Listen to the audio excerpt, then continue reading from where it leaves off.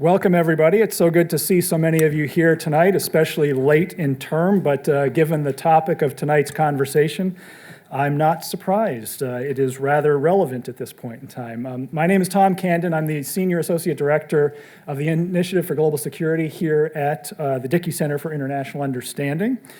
We have the honor of co-sponsoring tonight's program with the college's Alexander Hamilton Society. Momentarily, you will hear from Dr. Paul Miller on the search for a 21st century grand strategy. With the election results now behind us and some clarity coming as to who will take on leadership positions in the key national security policy roles of the next Trump administration, we look forward to Dr. Miller's insights on the way ahead. Dr. Miller is a scholar and a practitioner. As a scholar, he focuses on the American experiment and America's role in the world. He has returned to his alma mater, Georgetown, where he received his BA and PhD to take on the position of Professor of the Practice of International Affairs in the School of Foreign Service, where he also serves as the co-chair for the Global Politics and Security concentration in the Master's Program. He is also a non-resident senior fellow with the Atlantic Council's Scowcroft Center for Strategy and Security. Dr. Miller taught at the University of Texas at Austin and the National Defense University and worked at the RAND Corporation before returning to Georgetown. As a practitioner, Dr. Miller served as the Director for Afghanistan and Pakistan on the National Security Council staff, worked as an intelligence analyst at the CIA, and served as a military intelligence officer in the United States Army. He has written extensively. His most recent book, The Religion of American Greatness: What's Wrong with Christian Nationalism, was published in 2022. He is the author of Just War and Ordered Liberty, published in 2021, and American Power and Liberal Order, published in 2016. He is a contributing editor of Providence, a journal of Christianity and American foreign policy, a research fellow at the Ethics and Religious Liberty Commission, and a visiting professor with AEI's Initiative on Faith and Public Life. Dr. Miller's writing has also appeared in far too many publications for me to mention now. Tonight's discussion will be moderated by Alex Joel. Alex, a member of the class of 2025, is from McLean, Virginia. He serves as the Dartmouth chapter president of the Alexander Hamilton Society, our co-sponsor tonight and a great partner with the Dickey Center, and is a member of the Mock Trial Society, and most importantly, from my perspective, a War and Peace Fellow here at the Dickey Center. Alex is a double major in government and Russian, with interests in Russian foreign policy, illicit finance, and Eurasian regional studies. He has interned on the Capitol Hill with Senator Mark Warner and at the Treasury Department's Office of Foreign Assets Control. He has been a presidential research scholar and has been awarded a 2-year scholarship by the Stamps Foundation, with which he is pursuing a research project focusing on the impacts of Russia's invasion of Ukraine on South Caucasus foreign policy. Again, thank you for joining us tonight. I'll now turn it over to Alex to begin our conversation with Dr. Miller. Great. Thank you, Tom. And thank you, Dr. Miller, for being here tonight. I'm going to start very broad here. How do you define grand strategy, and why is it important in general for a country to have one? Thank you, Alex, for the question. And let me just start with a round of thank yous to you, to the Dickey Center, to the Alexander Hamilton Society, and mostly to you all. Thank you for your time. I don't take it for granted, and I do hope that this conversation provides you something useful and insightful in return for the gift of your time. So we want to talk about strategy and grand strategy, and does America have one? I would have had a different answer last week, but we are where we are, and we'll talk about what our strategy might be in the future and how it might change. What is grand strategy? In the military, they talk about strategy as the linkage between ends, ways, and means. Ends, ways, and means. Your end is your goal. Your means are your resources, troops and money and stuff like that. And your ways are the sort of the linking logic, the course of action, the theory of cause and effect. You're going to take your resources, accomplish your goal. So that's strategy. The word strategy, by the way, comes from the Greek strategos, which just meant a commander in land warfare. So that was the original idea of strategy, is somebody who marshals the troops to take the hill. And now we use the concept of strategy in all areas of life. It just means good planning, right? Planning to use what you got to get where you're going. Grand strategy is that applied to affairs of state, that is to say, the whole nation or your geopolitical position in the world. It is surveying the the landscape of geopolitics, the great powers and their relationships, looking at all of our national resources, and how can we harness them to advance our nation's goals. I think that's a good way of thinking about grand strategy. Yeah, that's a great description, and I didn't know that about the etymology of the word. That's fascinating. When you look back over the past 3 presidential administrations, do you see a clear grand strategy for the United States, and what are some of its core components? So when people talk about or ask about America's grand strategy, the debate sometimes gets reduced to a simplistic dichotomy between isolationism on the one hand and liberal hegemony on the other, or imperialism, or something big, right? As if you can reduce grand strategy to a choice of less versus more. There's like a dial on the president's desk. We're going to be more involved in the world or less involved in the world. I think it's a really unsatisfying way of thinking about different grand strategic options. It's a little too simplistic. So the way I like to think about grand strategy and the options that we see discussed today, I'm actually going to stand up and do a professor thing. I'm going to draw a 2x2 matrix on the board, right? I think that we have a couple of different questions that we have to ask that are related to each other, right? Along one axis, we want to ask, are the ideals of classical liberalism, the ideals of liberty and equality, are they truly universal ideals applicable to all people, all times, all cultures forever? Or are they just the cultural habits of Europeans and their descendants?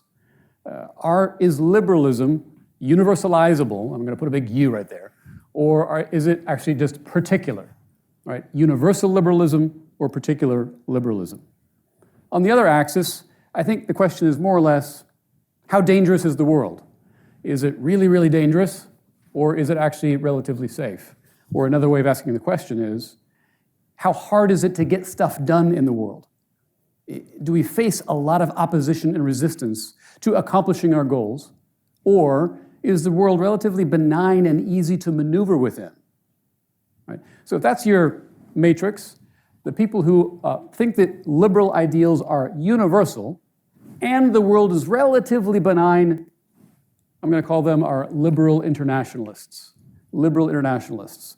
And it should sound familiar because that's how most American presidents and secretaries of state have talked for about 130, 140 years.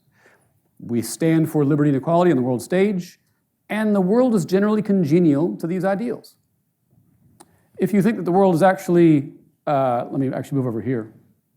If you disagree that that liberalism is universal, if you think that global democracy doesn't actually matter that much, and that we have no business standing for these principles on the world stage, you're going to end up in this column here, this column. And if you think that the world is relatively benign, you're going to be an advocate of restraint. This really is isolationism. This is isolationism, right? And this is vanishingly rare in the foreign policy community in DC. There's very few people who are actually doctrinaire isolationists working in the foreign policy establishment. Well, why would you bother, right? If you believe this stuff, there's no point to doing. It's relatively more common in universities. There's more PhD scholars who believe this camp. They're overrepresented in the university and underrepresented in Washington, D.C. But what is prevalent in D.C. are those who think that liberalism is not universal, but the world is quite dangerous. And this I'm going to call nationalist foreign policy. This is Trump. This is Trump's foreign policy. This is the MAGA movement. This is America First. They think the world is dangerous, but in advancing American interests, there's really no role at all for America for advancing democracy, ideals, equality, liberty. They don't care about democracy promotion. They don't care about nation building. They don't care about reconstruction, stabilization. This is why they actually don't care much about Ukraine, right? And they tend not to buy into the narrative that we're seeing a conflict between the rise of the autocracies and the free world. Like that framing doesn't really make a lot of sense to a nationalist. The nationalist is focused really on one thing and one thing only, which is beating China. Right, that's the nationalist foreign policy, and that's what I expect of the Trump administration. Over here is what I'm going to call the conservative internationalist. This is the camp I would put myself in. I think that liberal ideals are universal. I think they're important, The democratic peace theory is true when our ideals are shared by the rest of the world.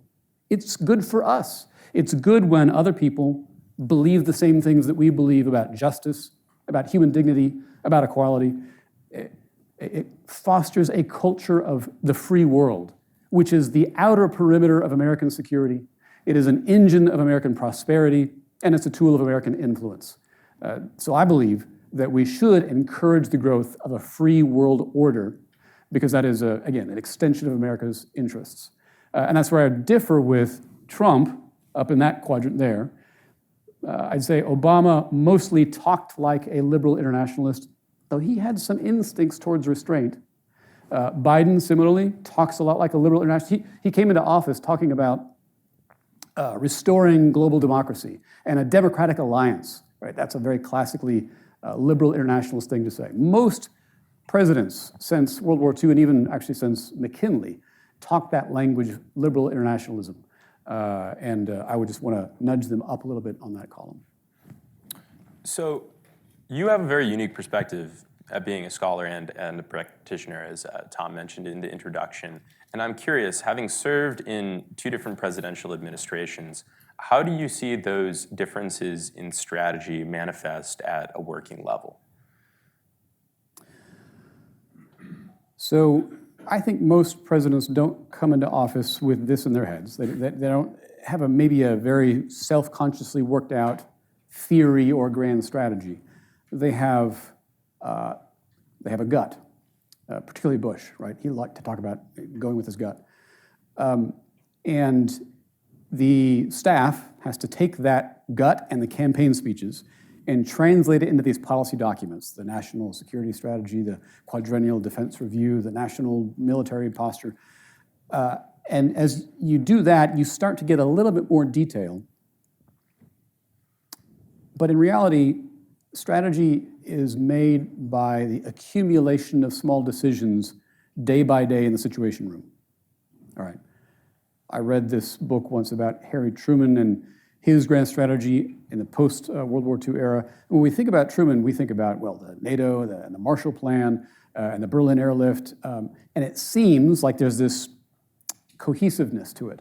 And surely Truman came into office with a vision for how to build post-war order. Now, these guys were making it up, which is very clear if you read the history in granular detail, read the diplomatic history and the history of decision-making in the White House, you realize these guys are making this stuff up.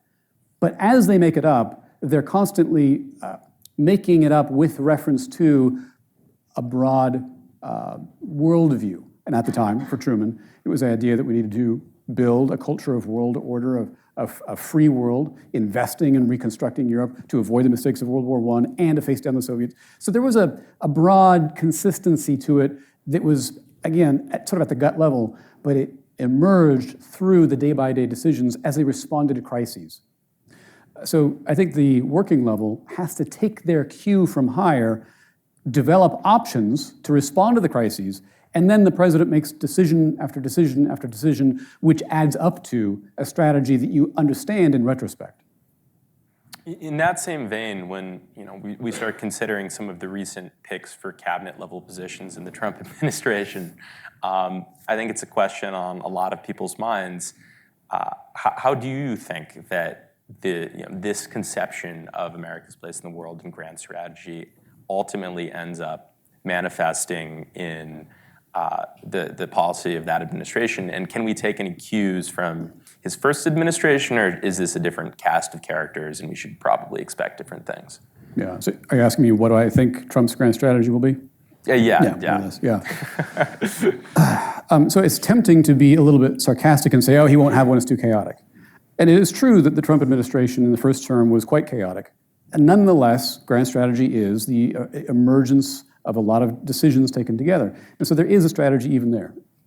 I wrote a book about Afghanistan, and I interviewed all 3 of Trump's national security advisors to ask them about the decisions and how they came to what they did there.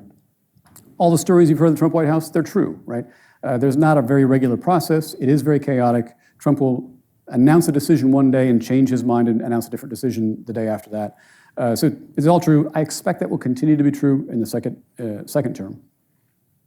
But I do think that Trump has a nationalist worldview.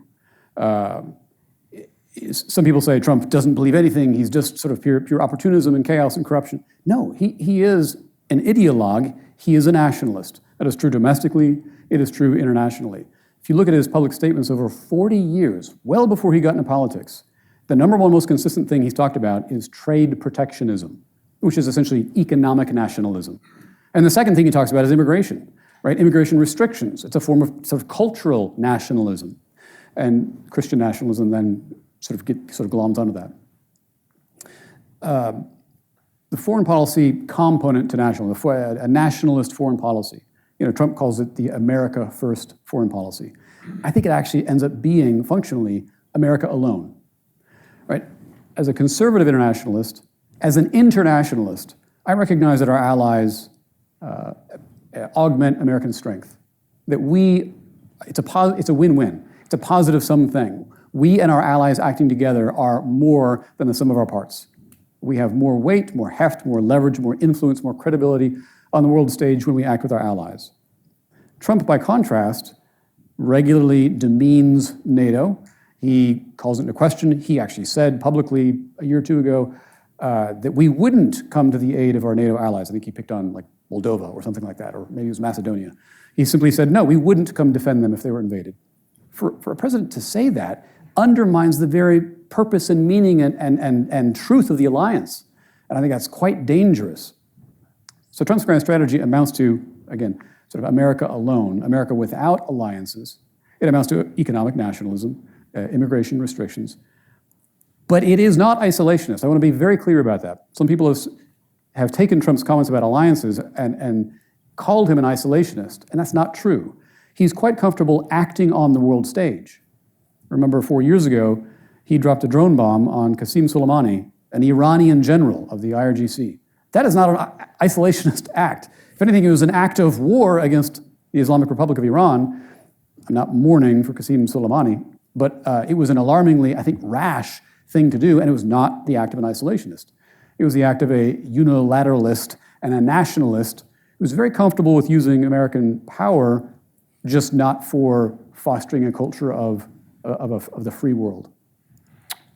I want to get your thoughts about some of the cabinet picks as well and what they mean for certain spheres of competition in the world, particularly in Europe and Asia. I know there was some initial optimism around supporters of Ukraine by the pick of Marco Rubio for Secretary of State that was quickly then tapered by the pick of Tulsi Gabbard for Director of National Intelligence.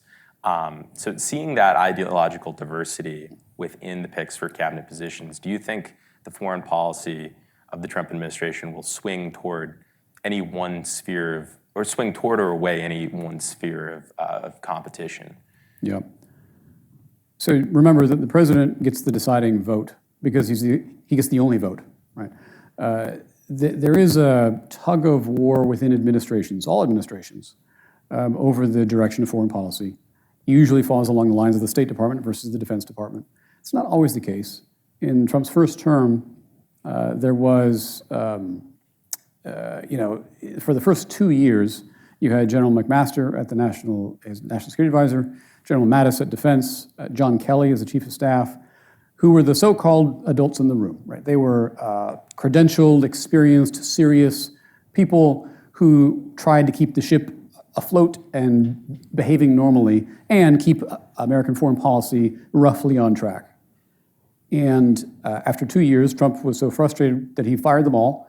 And the second 2 years, the last 2 years, look very differently than the first 2 years. And that's also when we got the Doha Agreement with the Taliban, which was done largely outside of the normal channels of the National Security Council system. This time around, my understanding is that Trump has made loyalty to himself the top criterion for getting a job in his administration. I think he's impatient with the tug of war that characterized his first administration. I think that Senator Rubio, and I think that Mike Waltz, the new National Security Advisor, I think they are serious, credentialed, experienced people who have good advice to give on foreign affairs.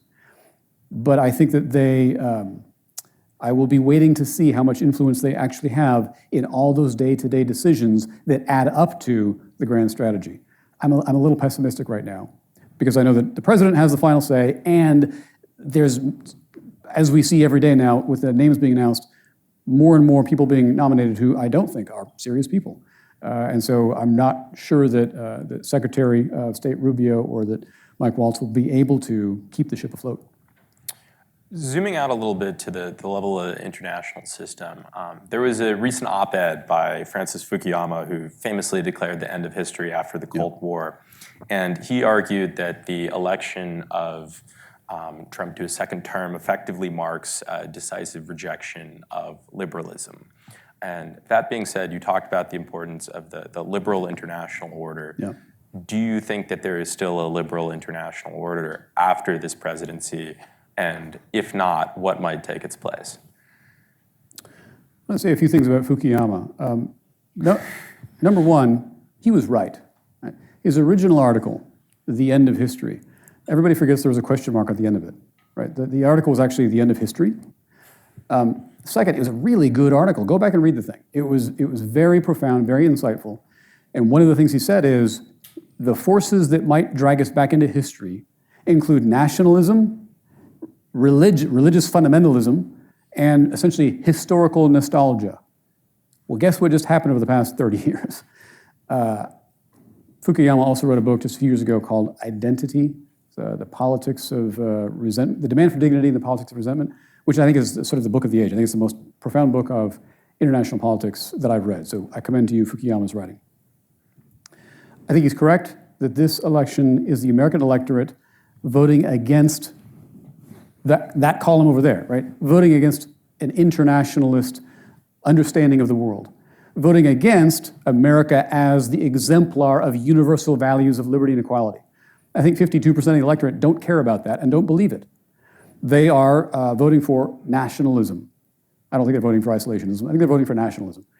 If you're familiar with Walter Russell Mead and his schools of thought, Trump and the nationalists are Jacksonians. Very comfortable with American power, very comfortable with, Jacksonians are generally nativists, right?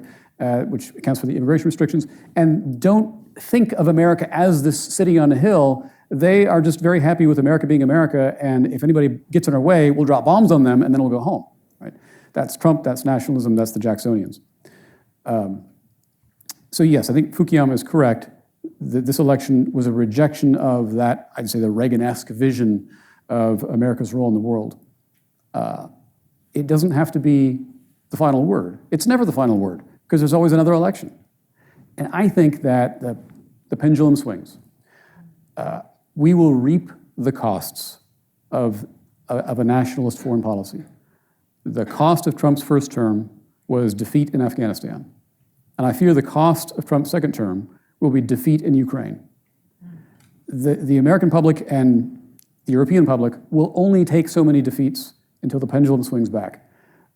It took World War I and the catastrophic loss and our losing of the peace in World War I to convince us to do the right thing after World War II.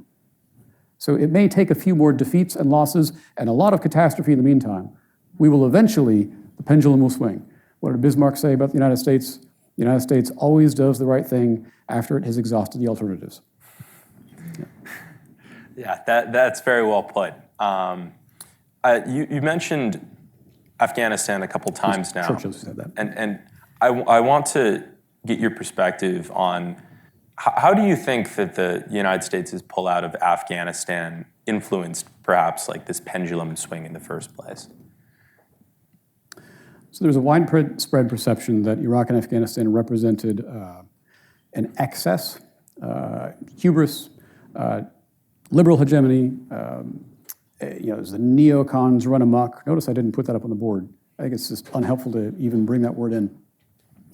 I think that is not the correct, that's not what went wrong in Iraq and Afghanistan. It wasn't hubris. It was mismanagement. It was incompetence. And it was a mismatch of strategic ends and means. We just did not pony up the resources to accomplish the goals we specified. Nonetheless, I think the American public, the voter, largely concluded that the problem was being too involved in the world and caring too much about democracy. And so the pendulum swung away from those things. And it has been swinging away since about 2005. It was 2005 when the American public soured on the Iraq War, and we pulled out of Iraq, and then we got sucked back into Iraq because of ISIS, and then we pulled out of Afghanistan. So the pendulum has been swinging for a decade and a half. I'm not going to make any predictions here. I don't know how long these things take to play out, but I think that sooner or later, I'll put it this way. Iraq and Afghanistan taught us the costs of intervention. Afghanistan and Ukraine and Israel will teach us the costs of not intervening. And those costs will also be quite steep. You've written extensively about nationalism, and it's a theme you previously mentioned in regards to the policies of the Trump administration.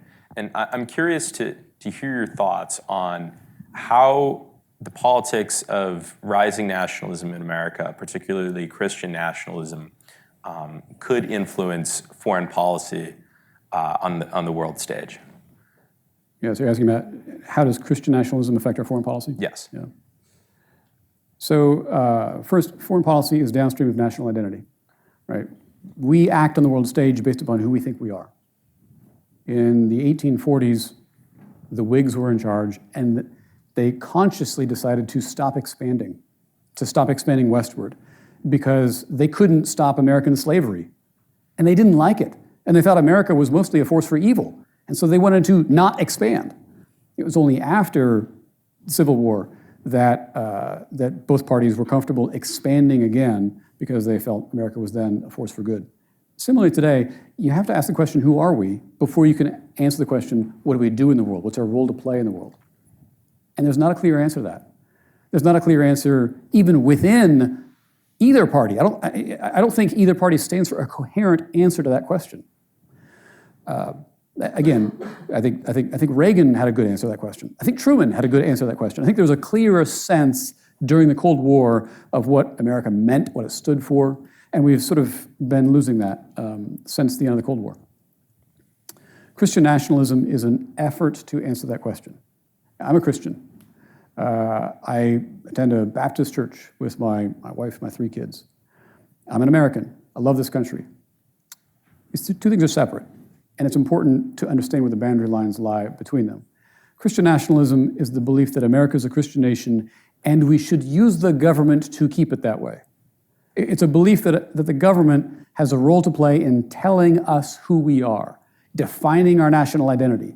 And it's a belief that that identity should be by reference to the Christian religion or culture. They're not theocrats. They don't want to repeal the First Amendment.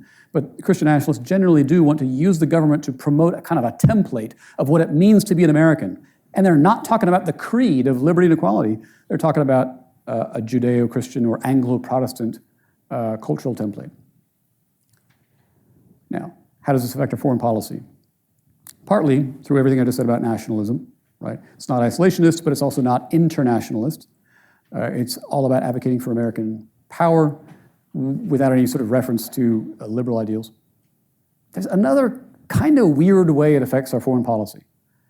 Some, and I don't want to say, it's not everybody, it's not all people on the right, it's not all Republicans, not all Christian nationalists, but some find fellow feeling with other Christian nationalists around the world. And I'm talking about Vladimir Putin.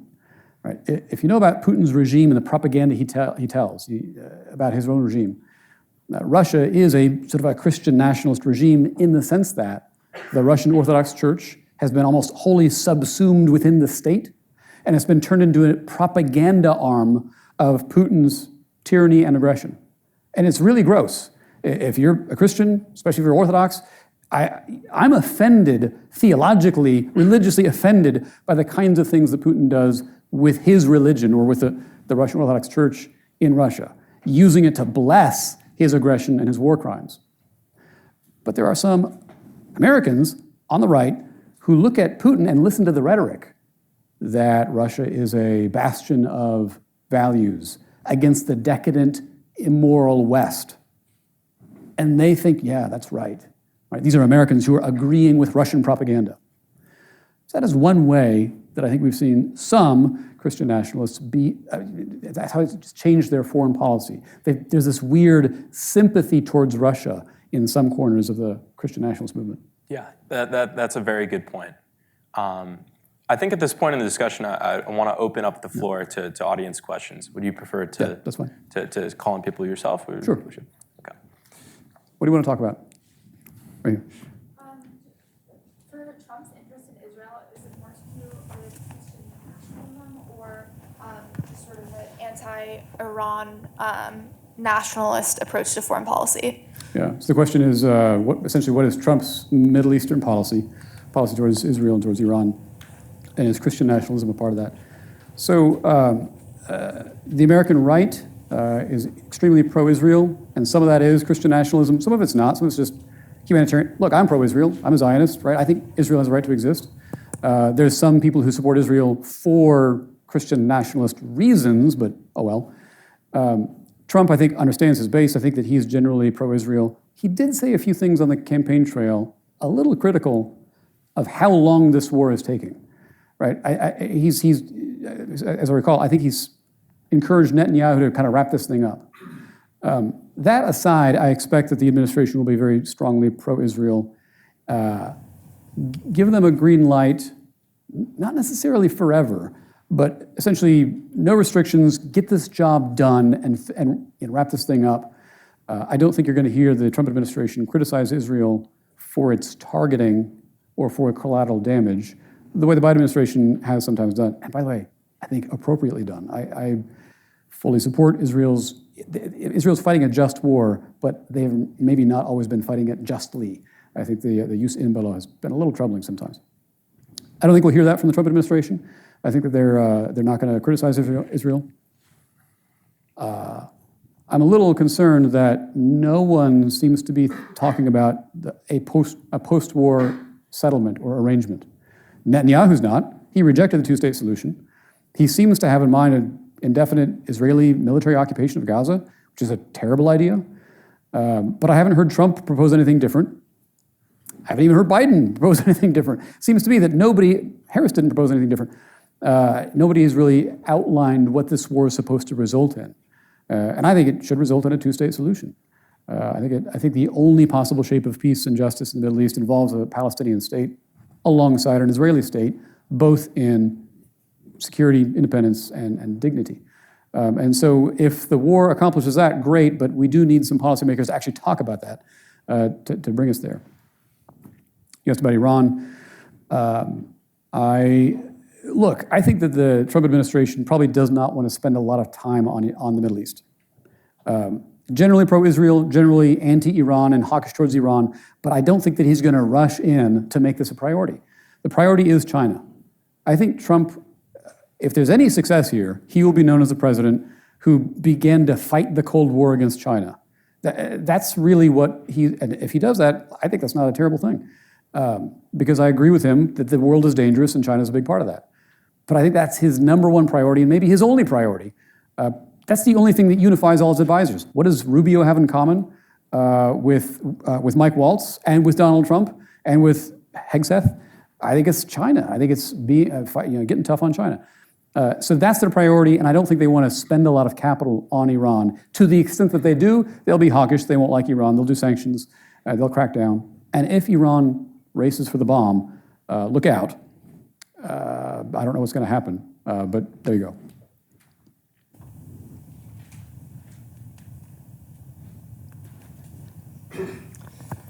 Hi there, thank you for your thoughts. I think continuing sort of to the point of China, I've seen a lot of estimates kind of place maybe the most likely time of the potential Chinese invasion of Taiwan within the Trump presidency. Yeah. And so I think a lot of people are thinking, I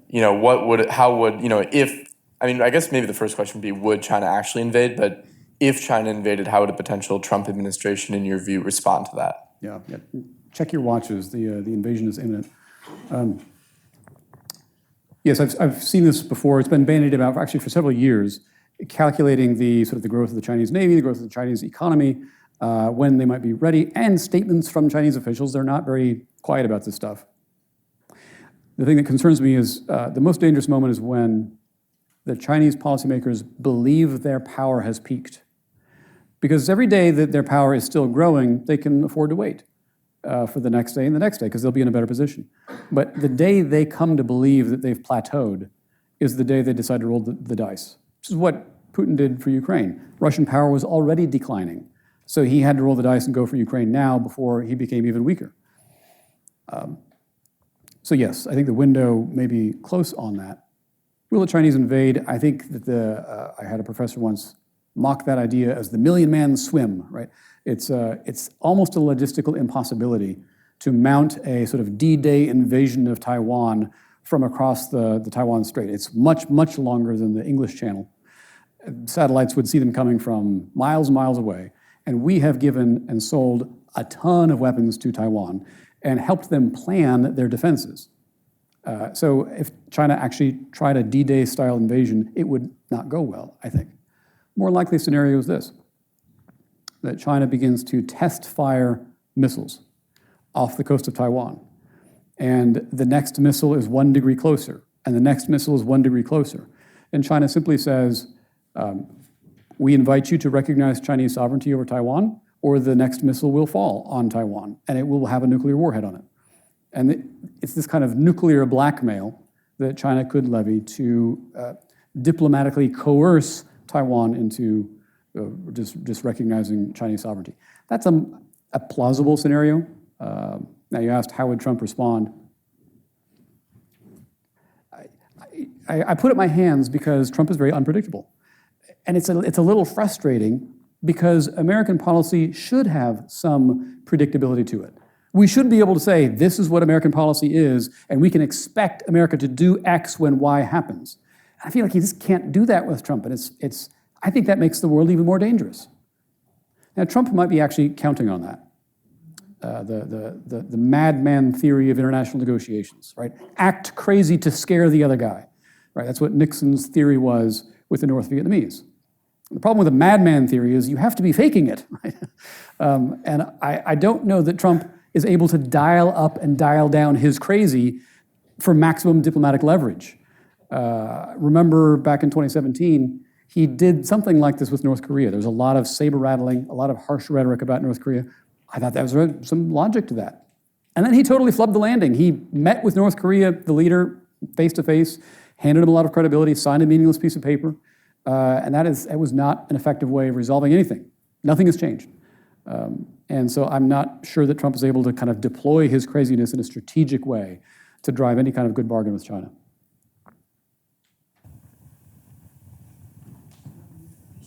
Yes. Oh, thanks. I think my question has like two parts. So you mentioned that one way China could sort of like assert sovereignty over Taiwan is like through nuclear blackmailing. But I was just wondering, do you realistically like see that happening given like U.S. nuclear deterrence against it? And I think my other question is, do you see the Trump administration potentially like leveraging military alliance with, let's say, Australia or like other nations in like South China Sea or regions in its vicinity to like sort of tackle the Chinese military aggression? Thank you. So, if I were advising a president, I would advise them to create the Pacific Alliance Treaty Organization, PATO, to parallel NATO. And I would, because right now we have spoke and wheels, hub and spokes. We have individual alliances with Australia, New Zealand, Japan, South Korea, the Philippines. And it's inefficient. Let's create a mutual defense pact among all the Southeast Asian allies, akin to the one in Europe. That would be, I think, more effective at deterrence, at creating a community of interest, at keeping the region under the rule of law, under international law. I don't think Trump would be interested in doing that. Trump doesn't care much about alliances. This is where his style, where nationalist diplomacy falls down flat, because there's a failure to understand the kinds of things that help foster a healthy world culture, so to speak. It's a very blinkered, narrow vision that I'm going to go out, smash what I need to smash, and go home. So that kind of careful diplomacy and cultivating ties and alliances is not even on the agenda for Trump. So will he do that? No, I don't think he will. I think that he might try some short-term transactional propositions with a few allies. Hey, help us on this and we'll give you that. But it's not the kind of relationship building that you need to do in diplomacy. Did that answer your question, or was there another part to it? I think my first part was like, do you see China like using nuclear blackmailing in the face of like U.S. nuclear deterrence over Taiwan? Like, do you see that? We have not ever formally extended our nuclear umbrella over Taiwan. So we've never said that that our deterrence counts for Taiwan. We have said that for Europe. We have not said that for Taiwan. I think we've said that for Japan. We've not said that for Taiwan. So there's enough ambiguity there that China could probably test our resolve with nuclear blackmail to see just how far we go. Biden got pretty far out saying, we will defend Taiwan. But he's gone now. And I don't know, although I know that Trump is very hawkish on China, that doesn't mean he wants to get into a war over Taiwan. He's very proud. This is his legacy. He ended the forever wars. He's not starting new wars. And so I think it'd be a big lift for Trump to get into World War III over Taiwan. Yeah. And it would be World War III, by the way. Like, make no mistake. Down here in the front. I know you mentioned Trump. I know you mentioned Trump's role in the sort of declining liberal national order, but how would you reckon that as well with what's happening in Europe with sort of a also rise in nationalist sort of foreign policy outlook, even Hungary, Germany, Italy? Do you believe those have a role to play as well, and how can America sort of salvage that when it's in retreat, but even its European allies might not be there to depend on later? Yeah. To be very clear, Trump didn't cause this. It predates him by a long, long line, and Trump is an accelerant. So he's taken pre-existing trends towards populism and nationalism, and he's amplified them and made them go faster.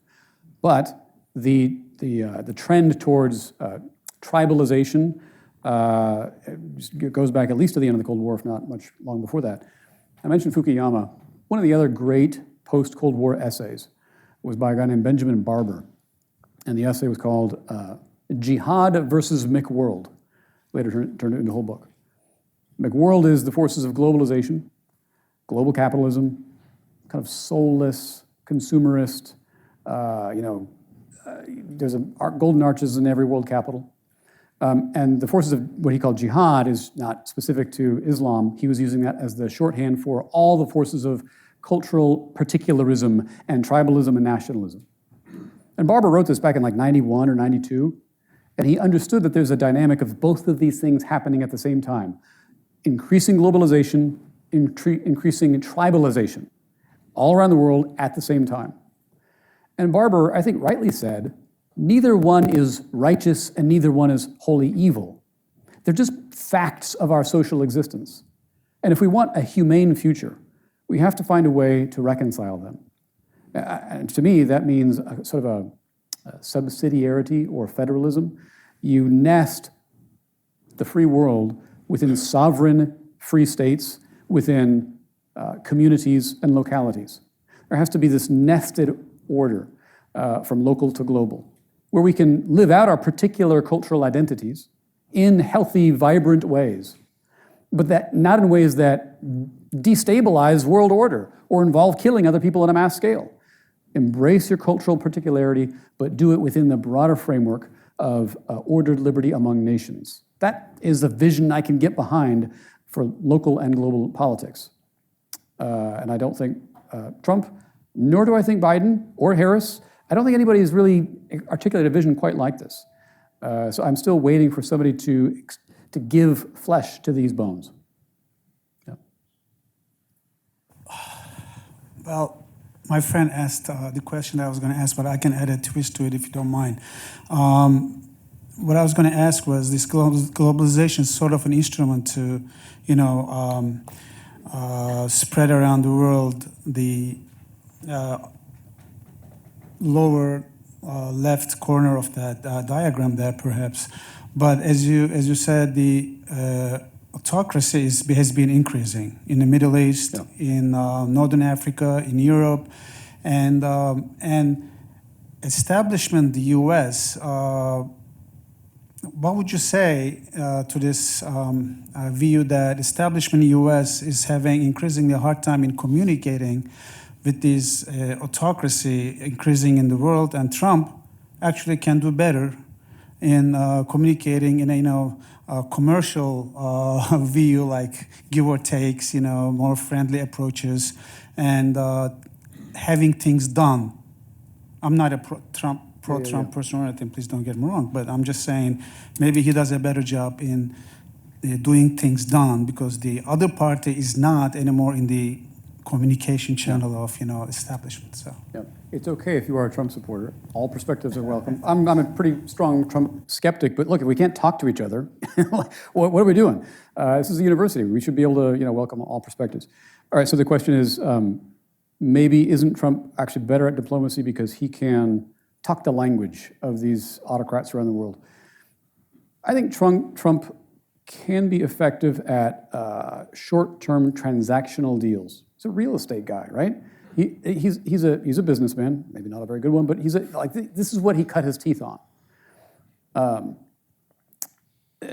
So somebody like Biden or Clinton or Obama, we're not terribly successful at crafting large, permanent, maybe Clinton's an exception here because he did NAFTA, treaties and organizations, because it got bogged down in the international bureaucracy and in the pluralism. What am I trying to say here?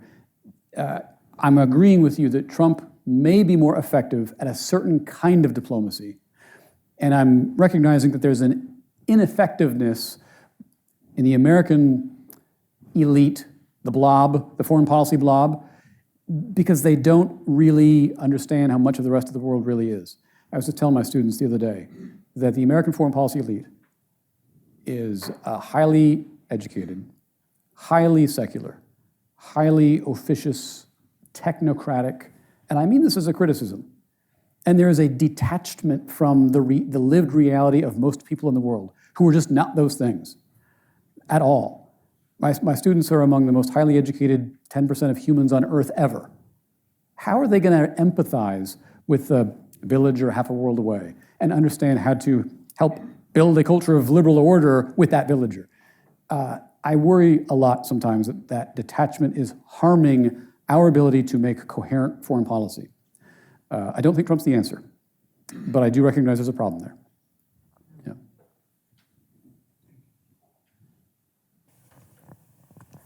Thank you very much for coming. I was just wondering what effects you might see, or you might think that the Trump administration might have on the future of climate and tech diplomacy. Do you think there's much of a possibility in the future for major international climate action under a Trump administration? Nope. I think he said that he intends to pull out of the Paris Climate Accords, right? Tech diplomacy is a different matter. I think that everyone is well aware that that AI is going to change the course of humanity. I'm not understating that at all. And that something like AI arms control is one of the most important things that will keep the 21st century livable. And that's not an idiot. There's no right and left on this. I think everybody recognizes how important it is. So I would hope and expect that there are people in the Trump administration pushing that forward. But climate, I'm sorry. Yes. You mentioned how Trump's immigration policy is part of his nationalist point of view on international relations. He's talked a lot about mass deportations, a sort of nativist point of view, whereas the Biden administration invested billions in addressing the root causes of migration in Central and South American countries. Do you believe that Trump's policy would revolve entirely around that nativist point of view, or if he would continue some of those programs to try to address the causes of immigration? I was actually unaware that the Biden administration had spent money on programs in Central America. That's interesting to me because both Biden and Trump have agreed that nation building is a waste of time. And to me, It's obvious that the solution to the immigration crisis is nation building in Central America. So I'm encouraged to hear that the Biden administration has done something that goes against their rhetoric about nation building. They had no interest in doing that in Afghanistan. I have no expectation that Trump would continue that because he has no interest in nation building, no interest in, he wants to build a border, he wants to deport refugees, and the new Department of Government Efficiency, headed by Elon Musk, is going to find things to cut, and that'll be top of the list. Feeding poor people in Central America that will get cut. I'm fairly confident of that. Yeah. Sorry. I don't support this stuff. I'm just the messenger. You're asking me these questions, but I can feel the mood going down. Hi. I have a question about, you said that Israel is fighting a just war unjustly. Possibly with some unjust acts in bello, yeah. Well, so on that topic,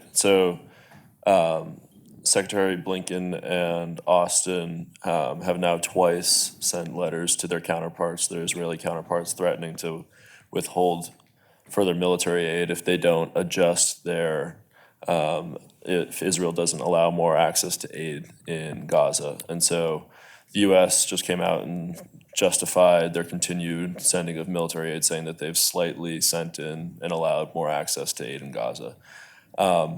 These actions are clearly overtures to try and show that the U.S. is, in some way, at least still somewhat thinking about international human rights law, but it doesn't seem like there's any sort of credibility left on the U.S.'s part with regard to this, and that the U.S. is kind of being hamstrung by Israel and losing all of its credibility as a result of these actions. So do you kind of think that the U.S. retains any sort of credibility with regards to promoting human rights law in this war, or does it even matter? Let me answer a few questions you didn't ask, which is about Israel and its conduct of the war. So the just war framework, just cause, right, intention, proportionality, discrimination. I think that Israel does have just cause in this war. I think the world would be better. I think the Palestinians would be better off if Hamas never existed. Hamas is a deeply evil organization that should be defeated. It does matter when you fight a war that you fight it justly with discrimination and proportionality, that you don't, that you try as hard as you can to minimize civilian casualties, you only use the minimum force necessary, that you don't overdo it, essentially. And early in the war, some Israeli policymakers said some deeply alarming things. They have also employed some tactics, the refusal to give aid. They, for a while, were talking about cutting off all food, all water, all electricity. And there was a report in the springtime that the Israeli military denies, to be clear, a report that they had employed an AI targeting system where they fed it data, and then the computer came back and said, drop the bomb there. And that they gave that computer program wide parameters, that you're allowed to kill up to 20 civilians if you kill just one low-level militant. If that is true, I think that is criminally negligent. That is just appalling. You're not even trying anymore to exercise true discrimination if you're welcoming a 20-for-1 death toll. Again, the Israeli military has denied this. But it seems to comport with broader observations about the conduct of the war, the targeting, and the death toll in Gaza. So I don't have the intelligence in front of me. I cannot tell you with certainty that was wrong, that was wrong, that was okay. I'm giving you my general impression that Israel has not been as careful as it should have been. And it's harming Israel's ability to work towards a just post-war vision. Because if you fight a war this way and you're not careful and you kill a lot of enemy civilians, how are you going to foster post-war justice, peace, and conciliation? You're not. And so I think that Israel may be defeating itself by doing this. So that's why justice in war is part of justice after war. Credibility. Look, we should do things because they're right or wrong without regard for our credibility. I think credibility stuff is often overplayed. That's what got us in trouble in Vietnam. We had to keep on fighting the war to preserve our credibility. I just try to set that stuff aside. Do what's right. And let the PR people figure out the credibility or how to spin it. So we should stand up for what's right. We should stand up for Israel's just cause in defeating Hamas. And we should, I think mostly behind closed doors, lean on Israel to fight this war justly. When it's allies, you do it quietly, you do it with a phone call, you don't do it in public. That's the right way to do this kind of thing. Thanks so much for coming. I really appreciate this framework you put up on the board. I'm curious how resource constraints may blur some of this framework or impact this framework. Elbridge Colby came to campus a couple weeks ago, and he's an interesting character with a fascinating Twitter account, but I think he was persuasive on the question of resource constraints. We've debated each other a couple times. Okay. Yeah. So I'm curious how that impacts your framework. And then the final thing I would ask is, how do you view actions like the Abraham Accords or the establishment of Development Finance Corporation under the Trump administration as like exceptions to the nationalist frame? Or how does, the renegotiation of USMCA, how does some of those actions fit in?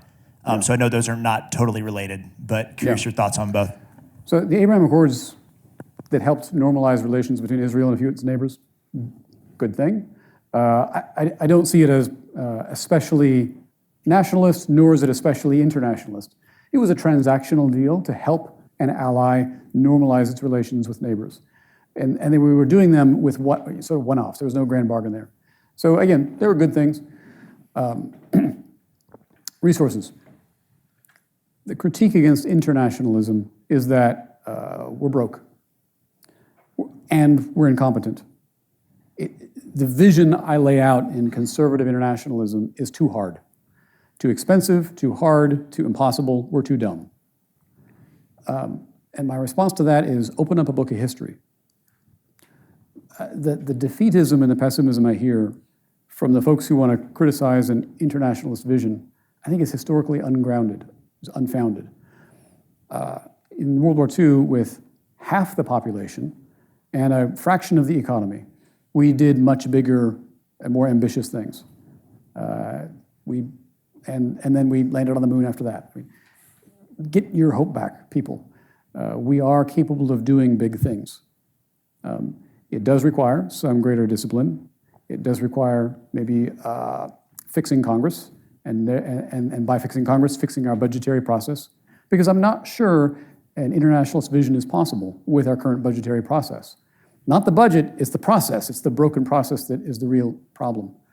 But we are actually able to do this. During the Cold War, we spent in the peacetime of Cold War, not counting the Vietnam War and the Korean War, in the peacetime, we spent 7% of our gross national product on defense, 7% of GDP. If you count wartime, we spent 9%. And anybody know what it is today? It's about 3.5%, and it's trending downward, 3.5%. We got room, we can do this, we have the resources if we decide to use them. By contrast, the era of so-called isolationism from the 1920s, 1930s, the average budget was between 1% and 3% of GDP. So our military budget today is actually close to the military budget of isolationism. It is closer to isolationism than it is to Cold War engagement. So we can make a choice. If we're going to fight a Cold War against China, we need to make that choice. If we're going to fight a Cold War against Russia again, we need to make that choice. And it does mean changing a few dials. But to do that, you need to fix Congress. I think we have time for one more question.